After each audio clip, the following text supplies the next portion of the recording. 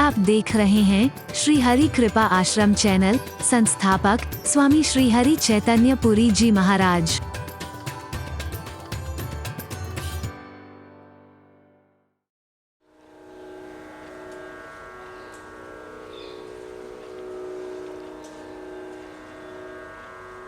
चाह गई चिंता मिटी मनवा बेपरवाह, जिनको कुछ नहीं चाहिए वो हैं शहंशाह। उस संत को बेताज बादशाह हम क्यों कहते हैं? न तख्त है न ताज है, फिर भी महाराज है। हरि बोलना, जो से बोल फिर भी महाराज है। बहुत आ गया तो कोई उछलता नहीं फिरा, बड़ा अभिमान में अकड़ नहीं गया, और कितना चला गया तो दुखी नहीं हो रहा है। ये नहीं कि अब जिंदगी खत्म हो गई है, मैं तो लुट गया, मैं तो बर्बाद हो गया। हरि बोलना, आने की खुशी नहीं, जाने का गम नहीं है, हर हाल में मस्त है, अलमस्त है। उसके जैसा सुखी और कौन होगा बोलो? और ऐसे के चरणों में आकर के ही आदमी सुख का मार्ग जानने की कोशिश करता है। बड़े बड़े लोग भी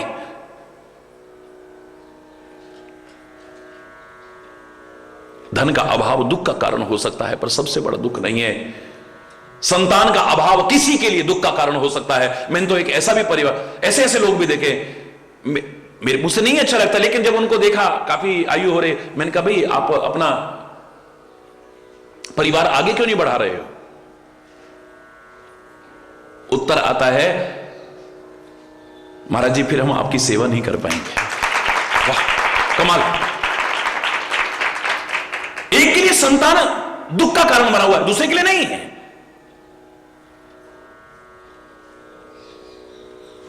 और एक के पास संतान है भी तो वो कहता है, हे भगवान ऐसी तो ना हुई होती तो अच्छा था, होते मर जाती तो अच्छा है, ये तो ऐसा पैदा हो गया हमारे घर में, ये तो बहुत दुखी कर दिया इसने, तो ऐसा भी कहते मिलते हैं।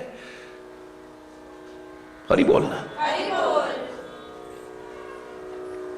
ये सब चीजें दुख का कारण हो सकती हैं, लेकिन सबसे बड़ा दुख नहीं है। थोड़ा सा आपकी निगाह में वो भाग्यहीन हो जिसके घर संतान नहीं, सबसे ज्यादा भाग्यहीन वो याद जिसे भगवान नहीं। हरि बोल।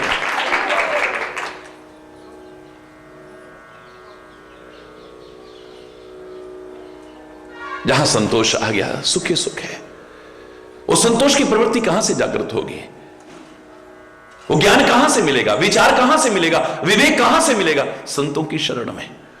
इसलिए कहा कि संत का मिलना समझ लो कि सुख का मिलना है, सबसे बड़ा सुख।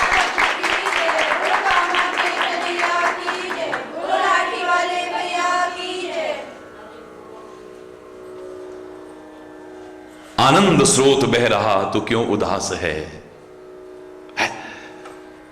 आनंद अंदर हिलोरे ले रहा है, लेकिन हम हर समय मियां रोते क्यों? बोले सूरत ही ऐसी है, उदास उदास गमगीन। किसी चीज की कमी नहीं है, कमी खल रही है हमें। जब कमी खलती है ना, महसूस होती, तब हम दुखी होते हैं।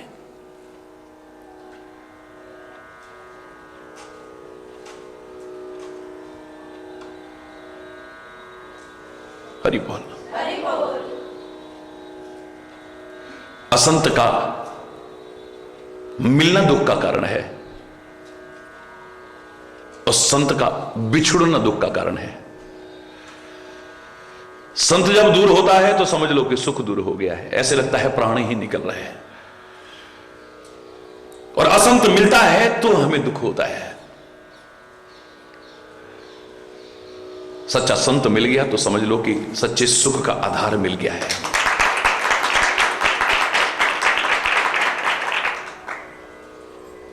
फिर अगला प्रश्न था कि किसके माथे पर लिखा है कि यह संत है या असंत है? आपको सारी विशेषताएं बताई हैं, सारे लक्षण बताए हैं, और बाहर खोजने की जरूरत नहीं है। मैंने तो आपसे कहा था तू सच्चा संत बन जाना,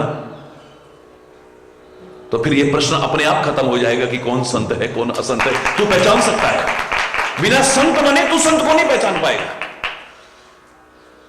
दुष्टता अंदर में रखते हुए किसी संत को पहचानने की कोशिश मूर्खतापूर्ण कोशिश होगी तेरी, क्योंकि तू परीक्षा पर कसौटी पर खरा परखने की कोशिश करेगा। और परीक्षा लेने का अधिकार तो उसी को हो सकता है जिसकी परीक्षा ले रहे हो उससे ज्यादा योग्यता हो, या कम से कम इक्विवेलेंट तो हो, उसके समकक्ष तो हो। संत की परीक्षा, संत की कसौटी, संत को जानने की कोशिश ये तभी सफल हो पाएगी जब हम संत बन जाएंगे। अपने अंदर सज्जनता ला, अपनी दुर्जनता को दूर कर, कहीं भटकने की आवश्यकता नहीं पड़ेगी, तेरा सुख का मार्ग प्रशस्त हो जाएगा। फिर अगला प्रश्न जो कल बहुत विस्तार से चर्चा हुई, फिर संसार का सबसे बड़ा पुण्य क्या है?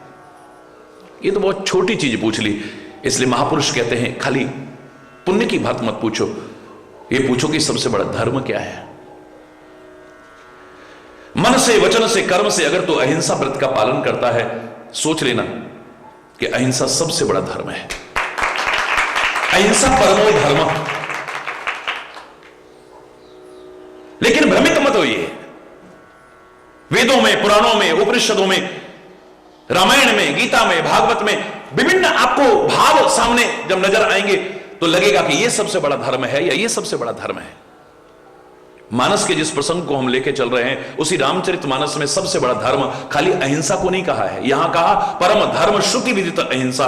वेदों में वर्णित सबसे बड़ा धर्म अहिंसा है, लेकिन रामायण में अन्यत्र क्या कहा है? परहित सरिस धर्म नहीं भाई। परोपकार के बराबर कोई धर्म नहीं है, सबसे बड़ा धर्म परोपकार है। धर्म न दूसरा सत्य समाना, इसी रामचरितमानस में कहा है कि सत्य के समान और कोई धर्म नहीं है। इसी में कहा है कि बड़ों की, गुरुजनों की, संतों की, महापुरुषों की आज्ञा पालन शिरोधार्य करके करना, इससे बड़ा और धर्म कोई हो ही नहीं सकता है। सिर धर आयस करिए तुम्हारा, परम धर्म यह नाथ हमारा। फिर उसी रामचरितमानस में कहा कि हर गिरते बड़ सेवक धर्मो, कैलाश पर्वत से भी ऊंचा और बड़ा अगर कोई धर्म है, यानी सबसे बड़ा कोई धर्म है, तो सेवा धर्म हो सकता है।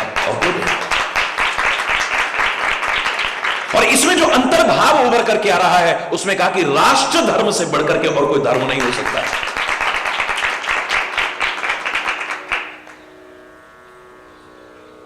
जिस राष्ट्र में हमने जन्म लिया है उसकी आन बान शान बढ़ाने के लिए अगर ये जीवन भी समर्पित हो जाए तो परम सौभाग्यवान है। इससे बड़ा और कोई धर्म नहीं हो सकता है।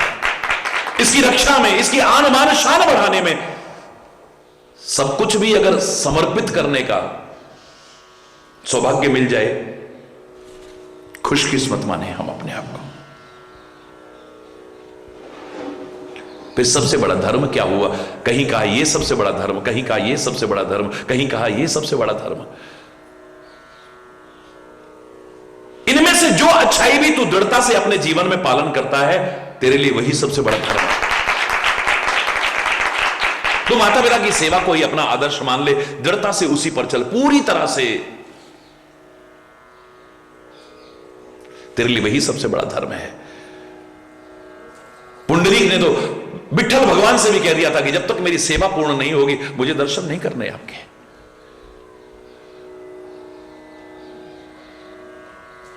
अगर मैं रुष्ट होकर के चला गया तो पुंडरीक कहता है आप आए क्यों हो? तेरी मातृ पितृ सेवा को देख करके प्रसन्न होकर के आया हूं, वही करता रहूंगा। नाराज होकर चले भी जाओगे तो फिर आना पड़ेगा। हरि बोल। ए मां तेरी सूरत से अलग भगवान की सूरत क्या होगी? उसको नहीं देखा हमने कभी और उसकी भी जरूरत क्या होगी? धरती पर रूप मां बाप का उस विधाता की पहचान है। श्रवण कुमार की तरह जिसने दृढ़ता से उसी का पालन करा, उसके लिए वही सबसे बड़ा धर्म है। गुरु सेवा को जिसने अपना आदर्श मान लिया है, गुरु सेवा को ही अपना सर्वस्व मान लिया है, मैं कह रहा हूं उसके लिए वही सबसे बड़ा धर्म है। कुछ और करे न करे तो भी चलेगा। पूर्ण समर्पित होकर के दृढ़ता से गुरु सेवा के मार्ग पर चल रहा है, उसके लिए वही सबसे बड़ा धर्म है। एक सेवक अपने स्वामी की सेवा के मार्ग पर चल रहा है, उसके लिए वही सबसे बड़ा धर्म है। लक्ष्मण से कहा तुम्हारा धर्म चला जाएगा, तुम्हें पाप चढ़ेगा, ऐसा मत करो तुम। भरत शत्रुघ्न भी घर में नहीं है और तुम भी दोनों चले गए तो महाराज दशरथ का क्या होगा? इस अयोध्या का क्या होगा? बोले धर्म जाता है तो चाहे पाप लगता है तो लगे, लेकिन मेरे लिए मेरा सबसे बड़ा धर्म मेरे स्वामी की सेवा है। बस जिसने अपने वतन को ही सब कुछ मान लिया है, दिल दिया है जान भी देंगे ए वतन तेरे लिए, हर कर्म अपना करेंगे ए वतन तेरे लिए, उसके लिए वही सबसे बड़ा धर्म है, वही सबसे बड़ा धर्म। किसी का फल कम करके मत आंकना कभी भी कि हम ये कर रहे थे, हम बाकी तो कुछ कर ही नहीं पाए। हम सेवा कर रहे थे, हाय हमने जब तो आज किया ही नहीं, हमने तब तो आज किया ही नहीं, हमने हवन तो आज किया ही नहीं, हमने पूजा तो आज की ही नहीं, हमने जो पाठ करते थे रोज वो तो किया ही नहीं हमने आज। करो, बड़ी अच्छी बात है, मौका मिले करना, मत चूकना, लेकिन अगर तुम सेवा को ही अपना धर्म मान करके चल रहे हो, वो कर लिया तो सब कुछ कर लिया है तुमने, वही सबसे बड़ा धर्म है। सामने कोई तड़प रहा हो, सामने कोई पीड़ित हो और तुम लेकर के माला बैठे हुए हो, धिक्कार है ऐसे माला जपने पर भी। सामने कोई बीमार होकर के पड़ा हुआ है जिसको तुरंत आवश्यकता है अस्पताल ले जाकर के करने की, लेकिन मेरा अभी हवन पूरा नहीं हुआ है, अभी मेरा पाठ पूरा नहीं हुआ है, धिक्कार है ऐसे पाठ और हवन पर। पाठ करना चाहिए, हवन करना चाहिए, पूजा करनी चाहिए, जप करना चाहिए, लेकिन सामने अगर कोई तड़प रहा है, उससे बड़ा धर्म और कोई नहीं हो सकता है। छोड़ दो उस समय, नहीं लगेगा तुम्हें पाप, दावे से कह रहा हूं मैं, खुले शब्दों में कह रहा हूं। दृढ़ता से चलो तो सही किसी पर है।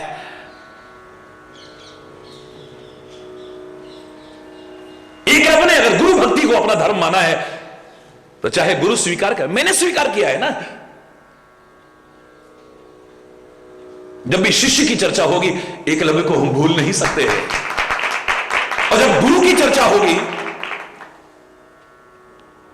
द्रोणाचार्य जैसे गुरुओं को धिक्कारने में भी पीछे नहीं रहेंगे। मेरे साथ के जो शिष्य हैं, मेरे सिखाए हुए शिष्य हैं, उनसे भी आगे निकल गए। कुत्ता भौंक रहा है, आवाज तक नहीं आने दी, उससे पहले तो मुंह भर दिया है। कौन है ये? इतना वीर धनुर्धर कौन है ये? तीर जिधर से आ रहे हैं उधर गए, देखा एक भील कुमार को।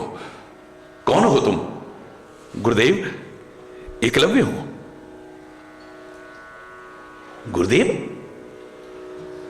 हां, चरणों में प्रणाम किया, आशीर्वाद दीजिए गुरुदेव, मैं आपका शिष्य एकलव्य। मैंने तो तुम्हें कभी शिष्य स्वीकार नहीं किया है। बोले मैंने तो आपको गुरु स्वीकार किया है ना। तुमने ये धनुर्विद्या कहां से सीखी है? इतने पारंगत हो, इतने प्रवीण हो तुम। गुरुदेव आपसे? मेरे से? मैंने तो तुम्हें कभी नहीं सिखाई। नहीं गुरुदेव, आपने ही मुझे सिखाया है। कब? अंदर आइए। देखा तो मिट्टी की एक प्रतिमा बनी हुई है द्रोणाचार्य की। देखिए गुरुदेव, मैं तो आपसे मार्गदर्शन ले लेकर के सीख रहा हूं। तुम्हारे लिए वो मिट्टी की प्रतिमा हो सकती है, लेकिन उसके लिए तो गुरु है।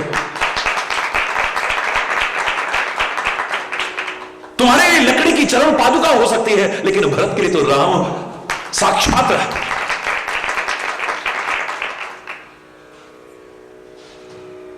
तुम्हारे लिए कागज के पन्ने हो सकते हैं, लेकिन भाव रखने वालों के लिए गुरु ग्रंथ साहब साक्षात गुरु का शरीर है। लोगों की निगाह में पशु हो सकता है, लेकिन जो भाव रखते हैं उनके लिए तो गाय मां से बढ़कर के है।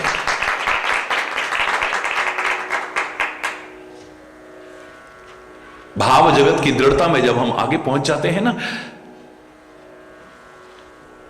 तो हम वो पा लेते हैं शायद जो साथ रह करके भी नहीं पा सके। हरि बोल। साथ रह करके जो नहीं पा सके। हमारा भाव यही रहता है, ये तो फोटो है, ये तो मूर्ति है। जिस दिन हो गया कि नहीं गुरु महाराज हैं, ये भगवान हैं, देखो तुम वहां बैठे बैठे क्या पा जाते हो। हरि बोल। मन में आया कि मेरे अर्जुन से आगे बढ़ गया ये। अपने कर्तव्य का पालन तो ठीक से नहीं हुआ है, लेकिन अधिकार जमाने को तैयार है आज हर व्यक्ति। तुम मेरे शिष्य हो ना? बोले हां गुरुदेव। तुमने सीख ली धनुर्विद्या? बोले हां गुरुदेव। पारंगत हो चुके हो ना? बोले हां गुरुदेव। गुरुदक्षिणा दिए? हरि बोलना। उसे अपना अधिकार समझ लिया, अपनी ड्यूटी पूरी नहीं की है। एकलव्य कहता है गुरुदेव आज्ञा करो, गर्दन भी काट के चढ़ा दो। गर्दन नहीं, बस ये अंगूठा चाहिए मेरे को। लगा कि इस अंगूठे के सहारे से ही तो तीर चलाता है ना ये, मेरे अर्जुन से आगे बढ़ रहा है, इसी से खींच करके तीर मारेगा ना। ये अगर ले लिया तो मेरे अर्जुन से बढ़कर नहीं। धिक्कार है ऐसे गुरु को भी। द्रोणाचार्य को इतिहास माफ नहीं करेगा और एकलव्य को कभी भुला नहीं पाएगा। एक बार कोई तर्क नहीं किया है इसके बिना मैं कैसे चलाऊंगा तीर, गुरुदेव आप और कुछ मांग लो और कुछ मांग लो। नहीं, गुरुदेव के मुंह से भी वाक्य पूरा नहीं हुआ, कटार ली, अंगूठा काट करके चरणों में चढ़ा दिया है।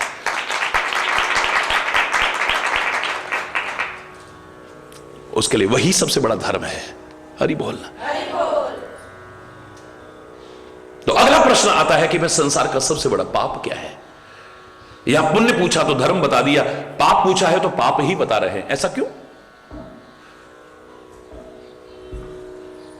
हर पुण्य धर्म हो गारंटी नहीं है, याद रखना। इसे धर्म की व्याख्या करनी पड़ी है। लेकिन हर पाप अधर्म होगा ही, इसमें कोई संदेह की गुंजाइश नहीं। इसे पाप ही बता दिया है। संसार का सबसे बड़ा पाप क्या है? यह भी पाप है, वो भी पाप है, वो भी, बहुत व्याख्याएं मिल जाएंगी, लेकिन सबसे बड़ा पाप क्या है?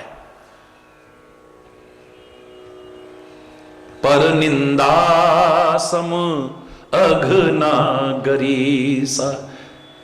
पर निंदा सम अघनागरीसा। हे गरुड़, कागभूषण कहते हैं पराई निंदा के समान दुनिया का और कोई पाप नहीं है।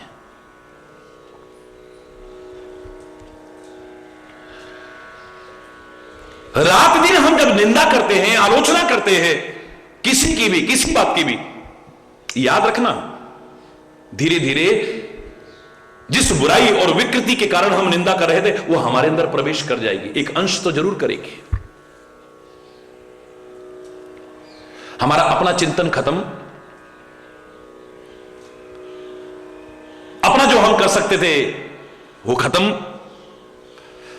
अच्छी तरह निंदा तो तभी कर पाएंगे जब 24 घंटे जिसकी निंदा करें उसी पर ध्यान होगा। तो फिर कोई ना कोई कमी ढूंढेंगे, फिर उसकी आलोचना करेंगे। कमी ना भी होगी तो उसे कमी के रूप में पेश करके निंदा करेंगे। हरि बोल।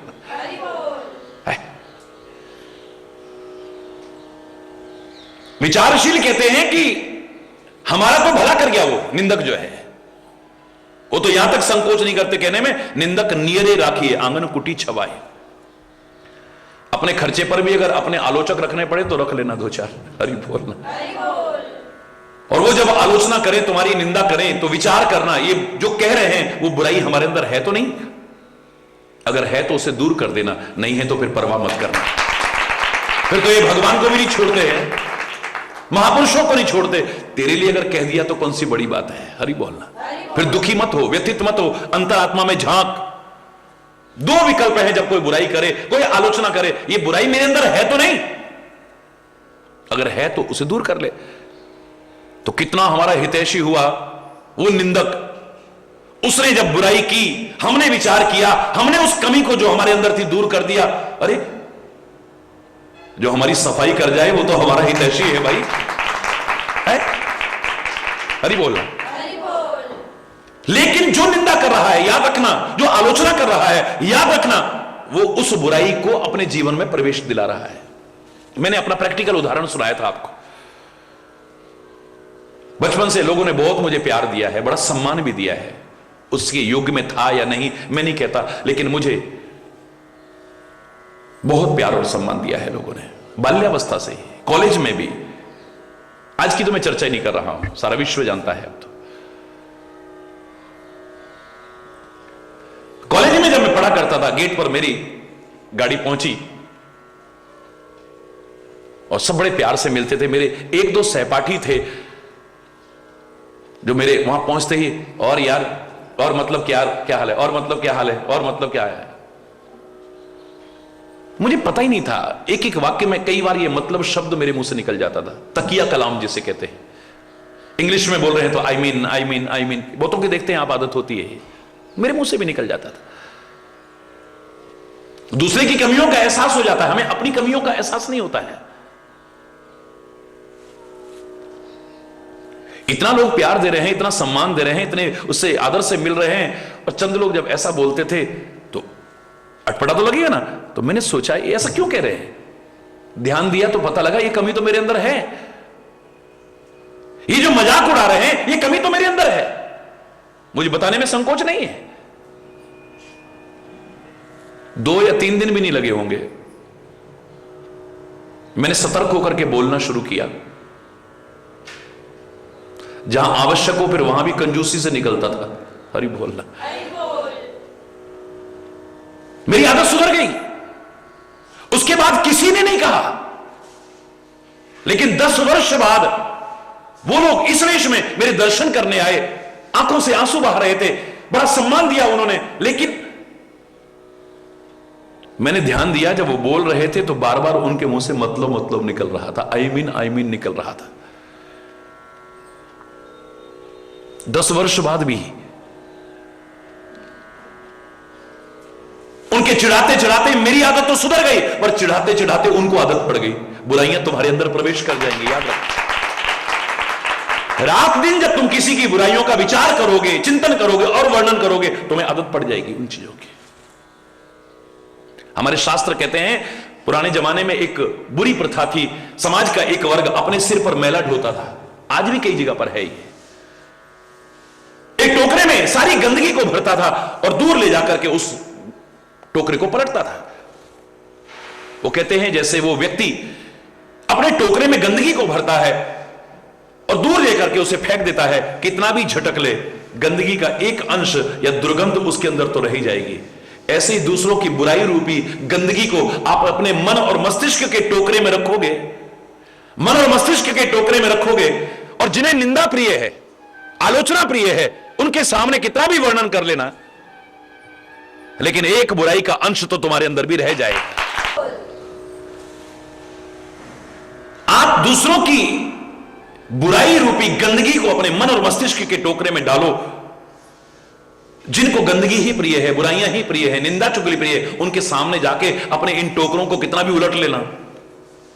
जैसे उस टोकरे में से कितना भी झटक लिया, पर एक गंदगी का अंश या दुर्गंध तो रह जाएगी। ऐसे ही दूसरों की बुराई रूपी गंदगी को कितना भी लोगों के सामने जाके वर्णन करना, एक अंश तो उस बुराई का तुम्हारे अंदर प्रवेश कर जाएगा। हरि बोलना।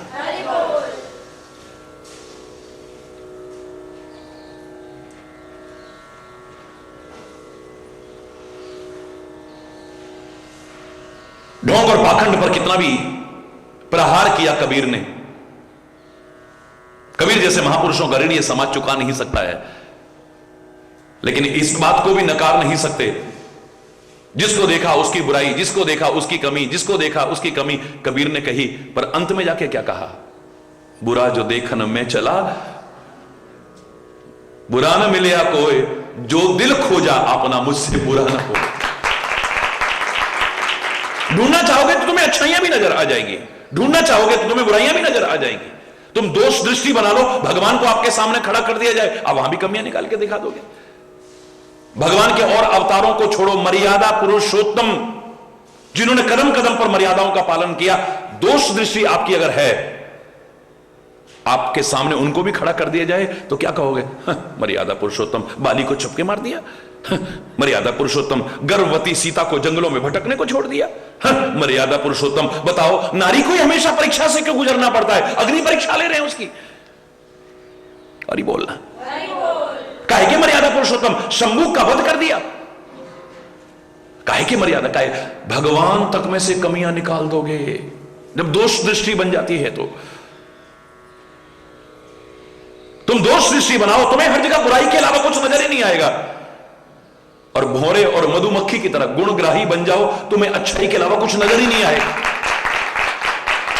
जहां से होगा रस ले लोगे, जहां से होगा रस ले लोगे और छत्ता तैयार कर लोगे अपना। हरि बोलना, जोर से बोलना। एक एक बूंद इकट्ठा करके इतना शहद इकट्ठा कर सकते हो, यानी एक एक अच्छाई इकट्ठे करते करते एक दिन अच्छाइयों के भंडार बन जाओ, गुणों के भंडार बन जाओगे। मधुकर सरिस संत गुणग्राही, फिर कीचड़ पर निगाह नहीं जाएगी,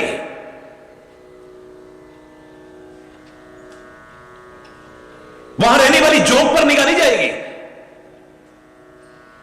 अजीब सी डंडी पर निगाह नहीं जाएगी, यहां तक कि पत्तों पर भी नजर नहीं जाएगी। भौरे की निगाह तो कमल पर जाएगी, और कमल पर भी नहीं, कमल की गंध पर जाएगी, उसे लेकर के मस्त हो जाता है। जहां अच्छाई है बस वही जाएगी निगाह। हरि बोलना। खोजना चाहो तो बुरे से बुरे लोगों में भी कोई ना कोई अच्छाई नजर आ जाती है। दोष दृष्टि बना लो तो अच्छो अच्छे में कोई ना कोई कमी नजर आ जाएगी। याद करो, मैंने कहा था महाभारत का बड़ा अच्छा एक उदाहरण है। गुरुदेव ने कहा दुर्योधन जाओ सारी दुनिया में घूम करके आओ, एक कोई अच्छा सा आदमी ढूंढ के लाना। हरि बोलना। एक व्यक्ति, अच्छा व्यक्ति ढूंढ के लाओ।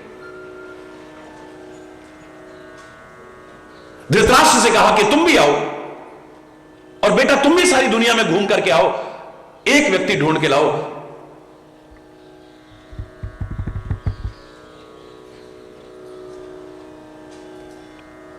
जो बुरा व्यक्ति हो।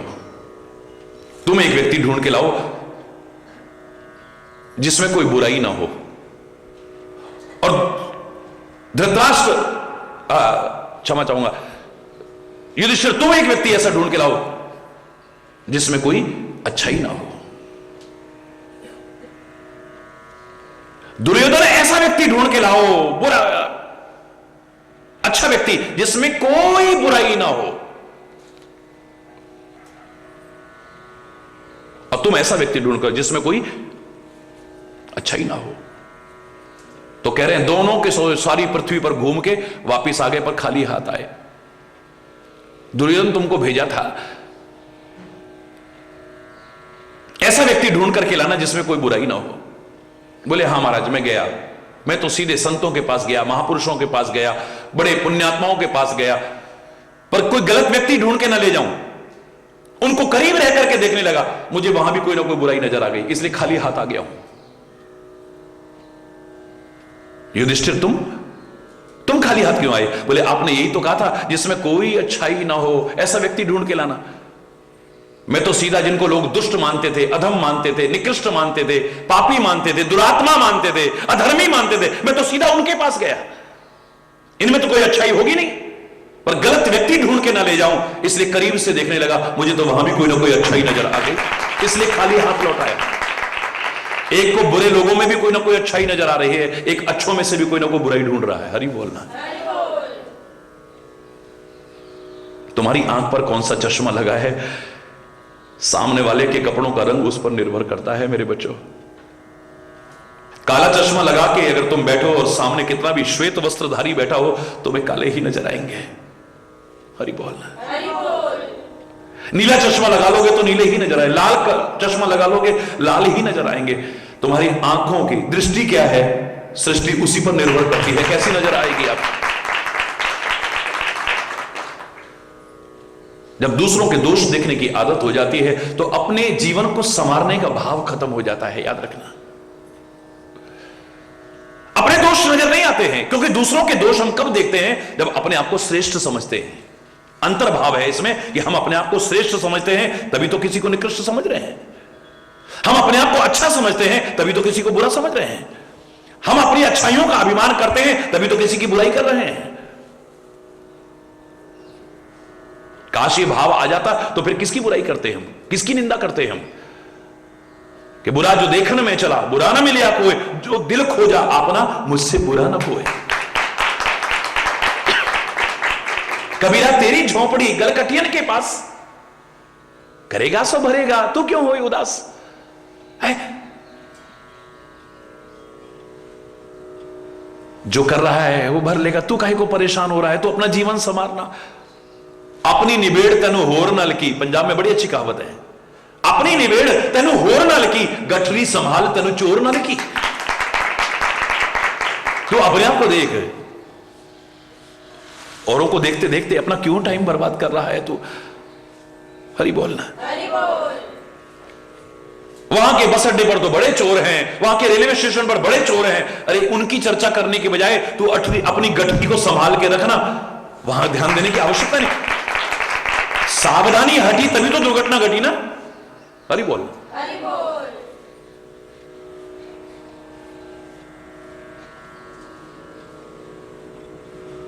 हम सावधान होकर के चले, अपना भी सही चले, सामने गलत हो सकता है उससे भी बच के चले। हरि बोल। दुर्घटनाओं की चांसेस उतने कम हो जाएंगे, खत्म होते जाएंगे।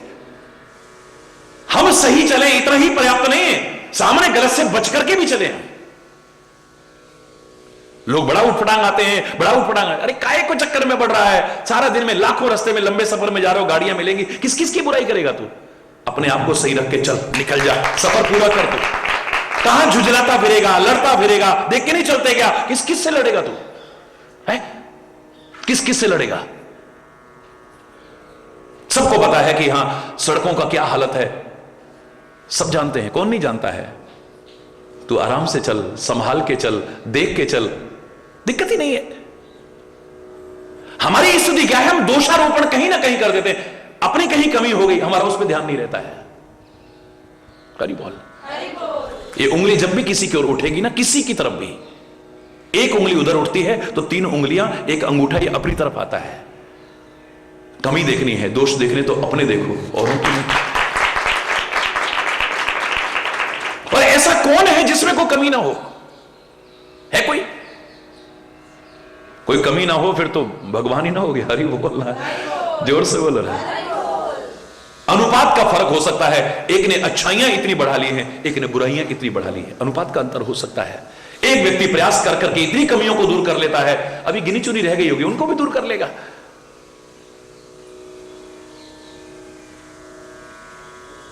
एक तो भी कुछ भी अच्छा ही नहीं ला पाया, अपने जीवन को वहीं का वहीं जी रहा है? अनुपात का फर्क हो सकता है खाली, बाकी ऐसा कौन है जिसमें ढूंढो तो कोई ना कोई कमी ना निकल आए। खाली कमियों का रोना रोने की बजाय हम अपने जीवन पर निगाह दें ना, अपने पर निगाह दें, शायद ज्यादा लाभप्रद होगा। शायद नहीं, गारंटी से कह रहा हूं, ज्यादा लाभप्रद होगा। मैंने कहा था ना, हर कोई कह देता है महाराज जी दुनिया बड़ी खराब हो गई, बड़ी दुनिया खराब हो गई। जब भी कोई ऐसा कहता है ना, मेरा प्रश्न होता है, तुम कहां रहते हो दुनिया में? आप बुरे हैं? दुनिया बड़ी खराब है। आप कहां रहते हो दुनिया में? आप खराब हैं? आप खराब हैं? आप खराब हैं? कोई अपने आप को खराब नहीं मान रहा है, दुनिया को खराब मान रहा है। जब हर व्यक्ति अपने आप को सही मान रहा है तो दुनिया खराब कहां है? लेकिन मैं बहस नहीं करूंगा, चल मैं मान लेता हूं दुनिया सारी खराब है बस, पर तेरी विशेषता काय में है? इस गंदगी में और कीचड़ में तू तो कमल की तरह ऊंचा उठ के रहे। तेरे को दुनिया की गंदगी पर उंगली उठाने का तब अधिकार मिल सकता है जब तू तो कमल की भांति अपने आप को ऊंचा उठा के रख। उस कीचड़ में भी, उस दलदल में भी अपने आप को ऊंचा उठा के रख, उसमें लिप्त मत हो तू। बस औरों की कमियों का ही उल्लेख करते हैं। हरि बोलना। हमें अपनी कमियों का एहसास ही नहीं है कहीं। दूसरों पर मिथ्या दोषारोपण करते हैं हम, अपने दोषों पर निगाह ही नहीं है। दूर करना तो बहुत दूर की बात है। मेरे शायद इससे बड़ा पाप और दुनिया का नहीं हो सकता है, क्योंकि पुण्य जहां नहीं है वहीं तो पाप है ना। आप पुण्य करने का मौका कहां मिलेगा? आप तो खाली बुराइयां कर रहे हो। बोलिए, अच्छा चिंतन करके पुण्य कर सकते थे, पर आप तो दोष चिंतन करके उससे वंचित रह रहे हो। हरि बोलना। कुछ अच्छे कार्य कर सकते थे, उससे वंचित रह रहे हो। आप हर समय निगाह उन पर रख रहे हो जिनकी आलोचना कर रही है, जिनकी निंदा कर रही है। हर समय निगाह वहां है। प्रशंसक से ज्यादा ध्यान आलोचक का होता है, याद रखना। बोलो, आलोचक हर समय निगाह रखेगा तभी तो आलोचना करेगा, कोई ना कोई कमी ढूंढ करके। भगवान श्री राम से प्रश्न किया, बोले प्रभु आपने भक्तों का उद्धार करा, ये तो सुना था, लेकिन आप इन पापी राक्षसों को भी तार रहे हो, ये समझ में नहीं आया है। आपका जो सुमिरन करते हैं, भजन करते हैं, आप उनका उद्धार करते हो, ये तो ठीक है, पर इन पापी राक्षसों का लंका की युद्ध भूमि में उद्धार कर रहे हो। राम राम कहतन तजहि पावहि पद निर्माण। निर्माण पद प्राप्त कर रहे हैं सारे के सारे, सबका उद्धार हो रहा है। ऐसा क्यों? राम बड़े मुस्कुराते हुए उत्तर देते हैं, वैर भाव सुमिरहि मोहि निश्चर। अपने स्मरण करने वालों का ही तो उद्धार करता हूं ना, ये भी मेरा स्मरण करते हैं। बोले नहीं नहीं प्रभु, ये आपका स्मरण कहां करते हैं? बोले फर्क इतना है, तुम प्यार से करते हो, ये वैर भाव से स्मरण करते हैं मेरा। और जितना वैरी स्मरण करता है इतना प्रेमी स्मरण नहीं करता है, याद रखना। वैरी का स्मरण प्रेमी से भी कहीं ज्यादा होता है, निगाह रखना। प्रेमी एक बार चूक जाएगा, लेकिन जो आलोचक है, जो वैरी है, वो तो हर समय निगाह, कब मौका लगे इसको नीचा दिखाने का, कब मौका लगे, कब मौका लगे, 24 घंटे उसका ध्यान वही है। क्यों? ये जितना मेरा स्मरण करते हैं इतना तो तुम भी नहीं करते हो। इतना तुम्हें हर समय कृष्ण नहीं दिखाई देते जितना कंस को दिखाई दे। उधर देखा तो कृष्ण, उधर देखा तो कृष्ण, उधर देखा तो कृष्ण, उधर देखा, उसे कृष्ण के अलावा कुछ नजर ही नहीं आ रहा है। 24 घंटे इसी में लगा रहता है, कब मैं कृष्ण को खत्म कर दूं, कृष्ण को खत्म हो। तो कृष्ण कृष्ण रहा है ना, हरि बोलना। दिमाग वहीं लगा हुआ है, दिमाग वहीं लगा हुआ है, दिमाग वहीं लगा हुआ है।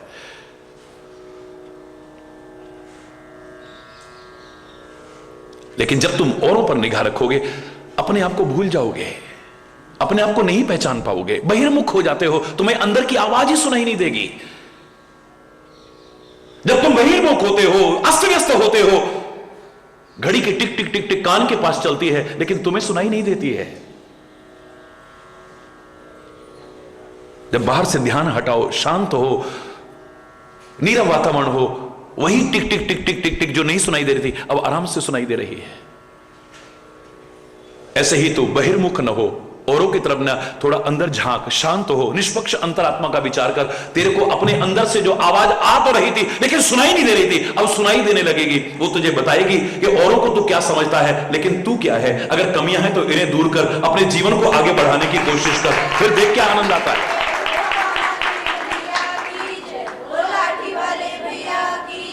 ऐसा व्यक्ति कोई पुण्य नहीं कर सकता जो पर निंदा रत रहता है, दूसरों से द्रोह करता है।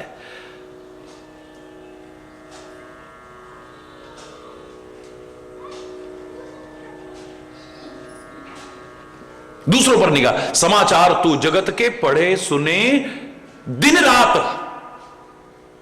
अपनी तुझको खबर नहीं, ये अचरज की बात। हरि बोलना। वो क्या कर रहा है, वो क्या कर रही है, क्यों कर रहा है, इसका क्या होगा, हाय इसका क्या होगा, सब निगाह है, पर तेरा क्या होगा। हरि बोलना, जोर से बोलना। पुण्य करने का अवसर ही कहां मिलेगा, सत्कार्य करने का अवसर ही कहां मिलेगा, सत्य चिंतन करने का अवसर ही कहां मिलेगा। इसलिए कहा कि इससे बड़ा और पाप दुनिया का नहीं हो सकता है। पर निंदा सम अग्न गरीसा, पराई निंदा के समान दुनिया का और कोई पाप नहीं हो सकता है। कौन बचा है इससे? फिर कहते हैं हमने तो किसी का कभी बुरा नहीं करा, फिर भी हमारे साथ ही ऐसा क्यों होता है। हमने अपने विचार में किसी का कुछ बुरा नहीं करा, हमने कुछ गलत नहीं किया, हमारे साथ फिर पता नहीं। हर आदमी अपने आप को कभी गलत नहीं समझता है, पर ये गलतियां तो कौन ऐसा है जो नहीं कर रहा है। और तो पाप कहे हैं, ये तो सबसे बड़ा पाप है, और उससे कौन वंचित है, जरा ढूंढो ना, अंतरात्मा में झांको। क्या हम किसी की बुराई नहीं करते हैं, किसी की आलोचना नहीं करते हैं?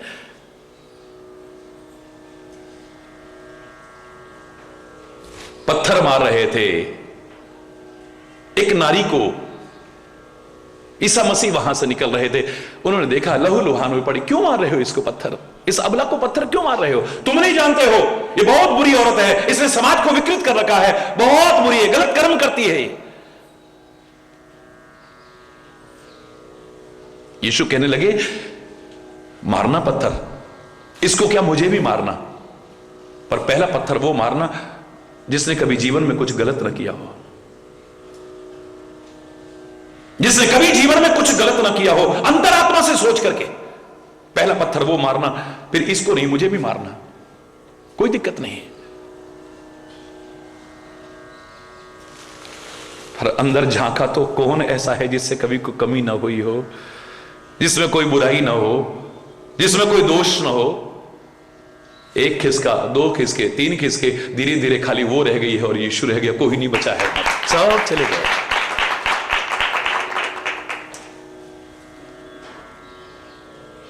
शायद इसलिए कहा था कि जिनके महल खुद शीशों के होते हैं वो दूसरों के घरों पर पत्थर नहीं मारते हैं। अगर उलट करके एक पत्थर आ गया, अपना महल भी चकनाचूर हो जाएगा। है? हरि बोल। एक बुरा व्यक्ति दूसरे को बुरा कह रहा है, ये कितनी शर्म की बात है।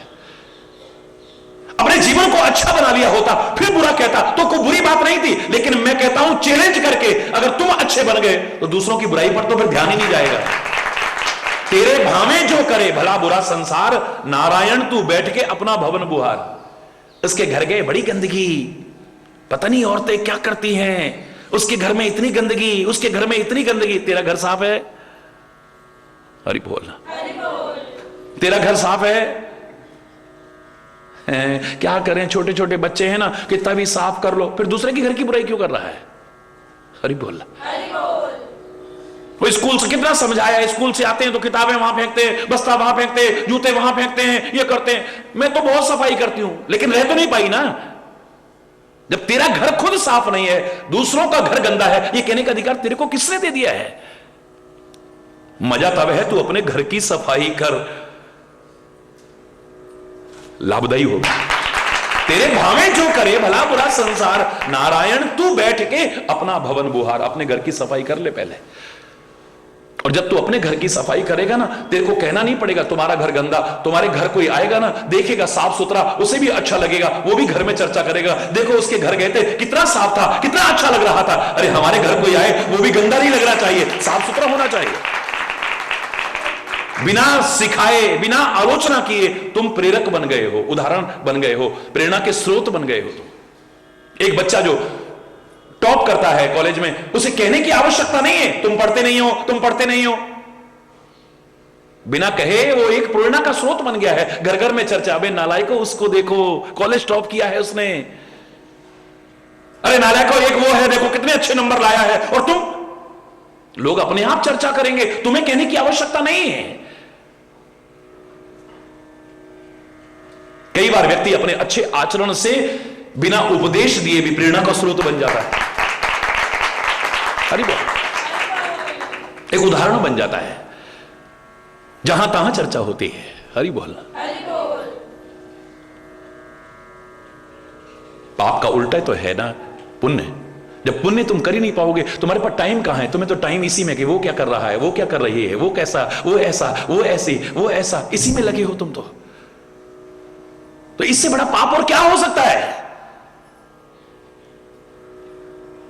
अपने आप को समाप्त करना, अपने अनमोल समय को नष्ट करना, इससे बड़ा पाप और अपराध क्या हो सकता है? भगवान ने तुम्हें जीवन दिया है, अनमोल श्वासें दी हैं, इतना अनमोल समय दिया है जिसके एक एक क्षण की तुम कीमत आंक नहीं सकते हो, और जो गया हुआ फिर वापस नहीं लौटेगा, आपने उसको बर्बाद कर दिया औरों के चिंतन में।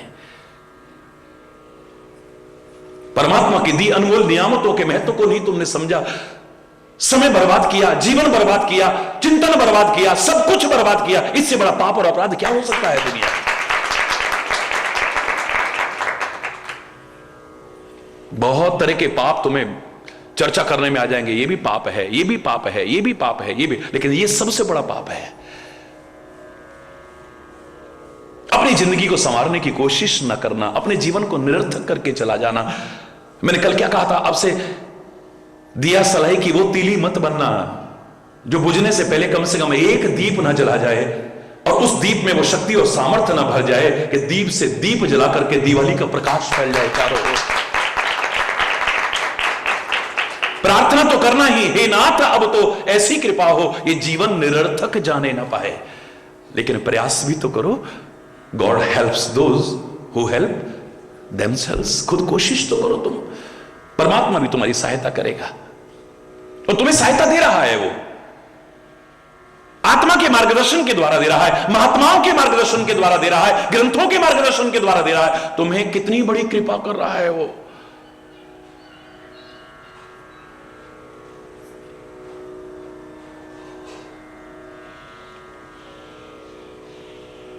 मैंने कहा था इनका दुरुपयोग मत करो। जो भी तुम्हें मिला है, ये जीवन मिला है, श्वास मिले हैं, समय मिला है, साधन मिले हैं, सामर्थ्य मिले है, पद मिला है, इसका मात्र भोग मत करो, मात्र उपभोग मत करो, मात्र उपयोग मत करो, इसका सदुपयोग करो। न करो तो दुरुपयोग मत करो। यह सबसे बड़ा अपराध हो जाता है।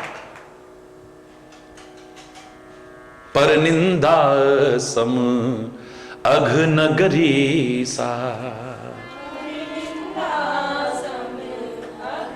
पराई निंदा के समान और दुनिया का कोई पाप नहीं है, क्योंकि हम पुण्य करने से वंचित रह गए, उसी में लगे रहेंगे। और ये चस्का एक बार लग जाता है ना, तो फिर बड़ा खतरनाक है ये। फिर जहां बैठेंगे बस वही शुरू हो जाएगी हमारी, उसी तरह के लोगों के साथ बैठना शुरू हो, अलग ही ग्रुप बन जाएगा। फिर हरि बोलना, बस तेरी मेरी, इसी में मेरा क्या हो रहा है इस पर ध्यान नहीं है। मेरा अनमोल जीवन कहीं बर्बाद तो नहीं हो रहा है, मेरे अनमोल श्वासें कहीं व्यर्थ तो नहीं जा रही हैं। परमात्मा ने इतना अच्छा मन दिया है मुझे, इतना अच्छा मस्तिष्क दिया है, इसको कहीं प्रदूषित तो नहीं कर रहा हूं मैं।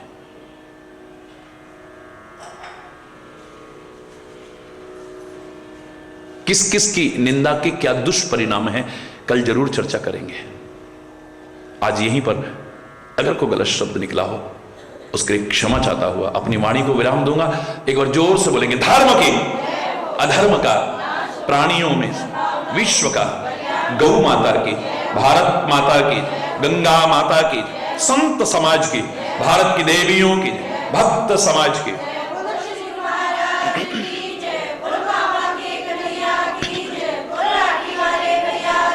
बोल वृंदावन बिहारी लाल की जय। जय जय श्री राधे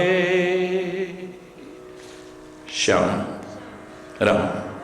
हरि बोल, हरि बोल।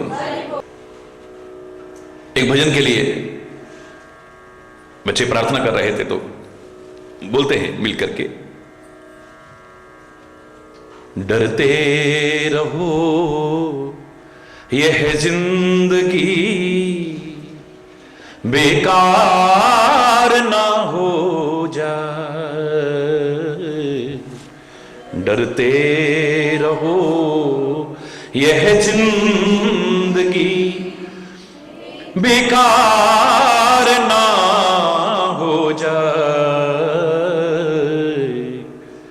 सपने में भी किसी जीव का अपकार ना हो जाए,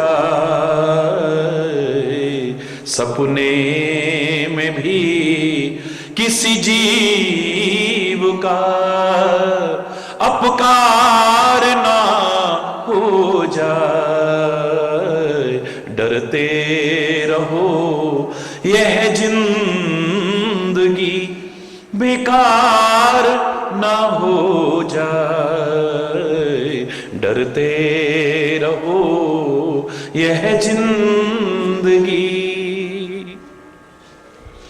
यह तन मिला अनमोल सदाचार के लिए, यह तन मिला अनमोल सदाचार के लिए, विषयों में फंस के इससे अनाचार ना हो जाए, विषयों में फंस के इससे अनाचार ना हो जाए, डरते रहो यह जिंदगी बेकार ना हो जाए, डरते रहो यह जिंदगी बेकार। सेवा करो सभी की और सत्कर्म हरि भजन, सेवा करो सभी की और सत्कर्म हरि भजन, इतना करके भी कहीं अहंकार ना हो जाए, इतना करके भी कहीं अहंकार ना। मैंने ये करा, मैंने ये करा, मैंने ये करा, चलो यहां तक भी ठीक था, ये तो कुछ करता ही नहीं है, ये तो कुछ करता ही नहीं है, ये तो कुछ करता ही नहीं है। हरि बोलना। सेवा करो सभी की और सत्कर्म हरि भजन, सेवा करो सभी की और सत्कर्म हरि भजन, इतना करके भी कहीं अहंकार ना हो जाए, इतना करके भी कहीं अहंकार ना हो जाए। डरते रहो यह जिंदगी बेकार ना हो जाए, डरते रहो यह जिंदगी। ए मन लगी है बाजी माया मोह जाल से, ए मन लगी है बाजी माया मोह जाल से, धोखे में फंस के अब के कहीं हार ना हो जाए, धोखे में फंस के अब के कहीं हार ना हो जाए। डरते रहो यह जिंदगी बेकार ना हो जाए, डरते रहो यह जिंदगी बेकार ना। धोखे में हरि बोलना, सपने में भी किसी जीव का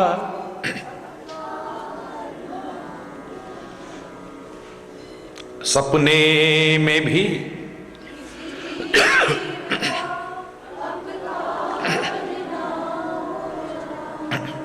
डरते रहो यह जिंदगी बेकार ना। बस यही करो, जिंदगी संवर जाएगी। हरि बोल। रंग रोक लो बस हो गया भजन, आदत बुरी सुधार लो बस हो गया भजन। मन की तरंग रोक लो बस हो गया भजन, आदत बुरी सुधार लो बस हो गया भजन। आए हो तुम यहां पे क्यों और क्या था करना यहां, सत्संग में है ये जान लो बस हो गया भजन। और खाली जान मत लो, जीवन में फिर उतार लो बस हो गया भजन। आदत बुरी सुधार लो बस हो गया भजन। सब राग द्वेष वैर तज तू प्रेम सबसे कर, सब राग द्वेष वैर तज तू प्रेम सबसे कर, उपकार कर पर गर्व ना कर बस हो गया भजन। उपकार कर पर गर्व ना कर बस हो गया भजन। आदत बुरी सुधार लो बस हो गया भजन। अगर दोष देखने ही हैं, जो प्रसंग चल रहा था, आदत पड़ गई है दोष देखने की, अब एकदम तो छूटेगी नहीं ना, कोई दिक्कत नहीं है, उसका ऑल्टरनेट ढूंढिए ना, विकल्प ढूंढिए। दोष देखने की आदत पड़ गई है, मैं कह रहा हूं कोई बात नहीं। और मैं तो कह रहा हूं जिनको नहीं भी ना वो भी देखना। आप चलो आज से दोष ही देखो तुम, बस थोड़ा सा फर्क है, दूसरों के नहीं अपने देखो, बस जिंदगी समझ जाएगी। अगर दोष देखने ही हैं तो क्यों ना अपने देख। अगर दोष देखने ही हैं तो क्यों ना अपने देख। निंदा पराई कर पाप ना ले, बस हो गया भजन। आदत बुरी सुधार लो, बस जोर से बोलो ना, बस मन की तरंग रोक लो, बस तरंग तो उठेगी, हुक्कू की उठेगी। अच्छा भला वो चल रहा है पर हुक्कू की उठती है, किसी को बीड़ी की उठती है, किसी को सिगरेट की उठती है, बीच में से चला जाएगा, अच्छी भली उसमें से चला जाएगा। किसी को किसी चीज की हुक्कू उठती है, किसी को किसी चीज की हुक्कू की उठती है। ये दूसरों के दोष की भी हुक्कू की उठती है। हरि बोल। जब तक किसी के सामने किसी की बुराई नहीं कर ली, कईयों को चैन नहीं मिलता, उनकी रोटी नहीं हजम होती है। हरि बोल। ऐसा लगता है आज कुछ खोया खोया सा है कुछ। हरि बोल।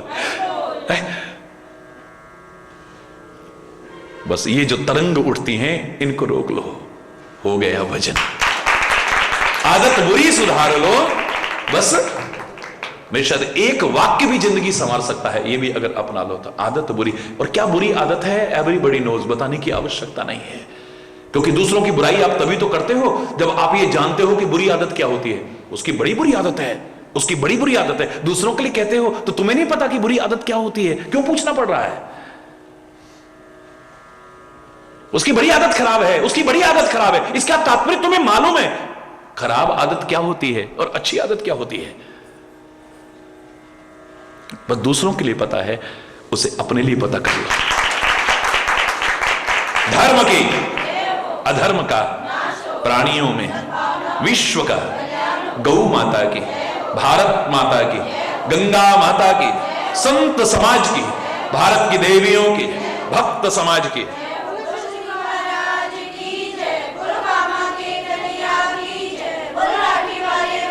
बोल वृंदावन बिहारी लाल की जय। जय जय श्री राधे श्याम राम। हरि बोल, हरि बोल।